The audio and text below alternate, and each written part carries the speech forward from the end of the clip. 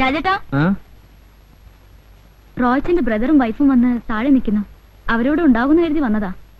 റോയ്ച്ചന് ഷൈനും ഇല്ലാത്ത സ്ഥിതിക്ക് നമുക്ക് ഇവിടെ വിളിച്ചിരുത്തിയാലോ? അവര് ലോഡ്ജിൽ മുറിയെടുക്കാൻ ആലോചിക്കാം. ഇപ്പോ എന്തുവാണെന്ന് നീ പറയുന്നത്?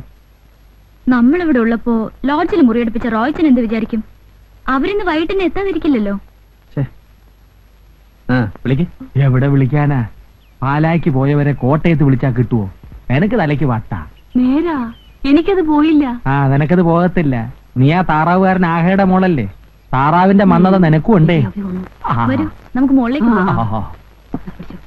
സന്മനസ്സുള്ളവർക്ക് ഭൂമിയിൽ സമാധാനം എന്നമ്മോ. അവര് വരുന്നത് വരെ ഇവിടെ ഇരിക്കാം. അവരിന്ന് വന്നില്ലെങ്കിലേ നിങ്ങൾക്ക് ഞങ്ങളൊരു ബുദ്ധിമുട്ടാവത്തില്ലയോ? അവരിന്ന് വന്നില്ലെന്ന് വെച്ച് നിങ്ങൾക്ക് രണ്ടുപേർക്കും താമസിക്കാനുള്ള സൗകര്യം. അയ്യോ, ഇത് ഇതിയാന്റെ കൂടെ പറപ്പാ. വായുവിന്റെ ഉപദ്രവാ. ഒന്നും വിചാരിക്കല്ലേ? ഇല്ല, വാ. അയ്യോ,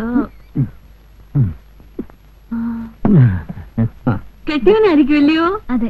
യോ, ശ്രീരാമനെയും പാർവതിയും പോലുണ്ട്. ശ്രീരാമനും പാർവതിയും അല്ല, ശിവനും പാർവതിയും. അയ്യോ, എനിക്കങ്ങ് പോയില്ല കേട്ടോ. എന്നാ ഏർപ്പാടാ? കൃഷിയാന്നോ? അല്ല, ഞാൻ ബാങ്കിലാ. അയ്യോ, ഇക്കാലത്ത് ചിട്ടിക്കമ്പനി ചേർന്ന എന്നാ കിട്ടാനാ? ദാരിദ്ര്യവാ അല്ലയോ? എനിക്ക്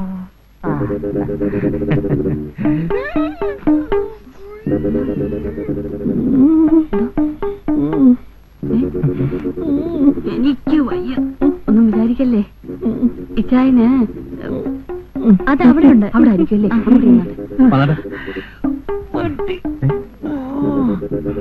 വെച്ചോ. പോയേച്ച് വരുമ്പോ ജീരോളം ചോദിക്കും. അല്ല, കൊച്ചു ബുദ്ധിമുട്ടണ്ട. അടുക്കള എവിടെയാണെന്ന് കാണിച്ചു തന്നാ മതി. ഞാൻ ഏറ്റു. ഒന്ന് പിടിച്ചോ. അവിടെ ആയിരിക്കും അല്ലേ?